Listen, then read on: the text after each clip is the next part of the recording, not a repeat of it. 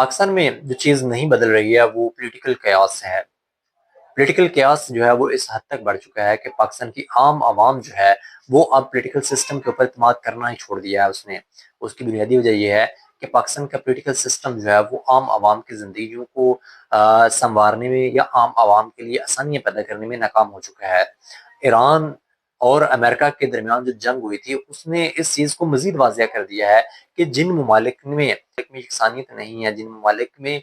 جو political leadership ہے اس میں یکسوئی نہیں ہے، وہ ممالک کسی صورت بھی دنیا کا مقابلہ نہیں کر سکتے ہیں۔ اور حالیہ دنوں میں ہم نے دیکھا کہ ایک دفعہ پھر سے ایران اور امریکہ کے درمیان جنگ کی وجہ سے مہنگائی نے اس قدر عام عوام کو جو ہے وہ پیس کے رکھ دیا ہے کہ اب عام عوام جو ہے یا عام پاکستانی جو ہے ان کی جو وہ قوت خرید ہے وہ بالکل ختم ہو کے رہ گئی ہے۔ اگر اسی طرح سے چلتا رہا مہنگائی جو ہے وہ اس حد تک بڑھ گئی ہے کہ اب عام عوام کے لیے 2 وقت کی کھانے کی روٹی جو ہے وہ بھی مشکل سے وہ پوری کر پا رہے ہیں۔ اسی طرح سے بجلی جو ہے اس کی بڑھتی ہوئی قیمتیں، اس کے علاوہ جو پیٹرول اور ڈیزل وغیرہ کی بڑھتی ہوئی قیمتیں ہیں، اس کے علاوہ جو کسان جو ہیں وہ مشکل حالات کو محسوس کر رہے ہیں اور فیس کر رہے ہیں۔ ان کی جو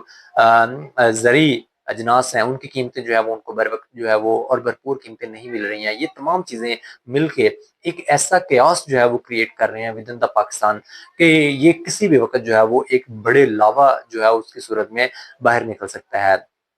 اب اس سب کا حل کیا ہے؟ اس کا حل جو ہے وہ صرف اور صرف اسٹیبلٹی ہے۔ پاکستان میں سیاسی استحکام جو ہے وہ اس کا حل ہے۔ اگر پاکستان میں سیاسی استحکام ہو جاتا ہے، تمام پولیٹیکل لیڈران جو ہے وہ مل کے بیٹھ جاتے ہیں اور تمام پاکستان کے جو مقتدر حلقے ہیں وہ بیٹھ جاتے ہیں اور ان کی ایک ہی ڈائریکشن ہو کہ ہم نے کس طرح سے اپنی عوام کے لیے فلاحی منصوبے جو ہیں وہ شروع کرنے ہیں، ہم نے کس طرح سے اپنی عوام کی زندگیوں کو بہتر بنانا ہے، ہم نے کس طرح سے عوام کی زندگیوں کو آسان بنانا ہے اور کس طرح سے آسانیاں پیدا کرنی ہے اپنی عوام کے لیے، تو آپ یقین کریں گے یہ اتنا مشکل کام نہیں ہے۔ ہم نے دیکھا کہ اتنے بڑے کرائسس میں بھی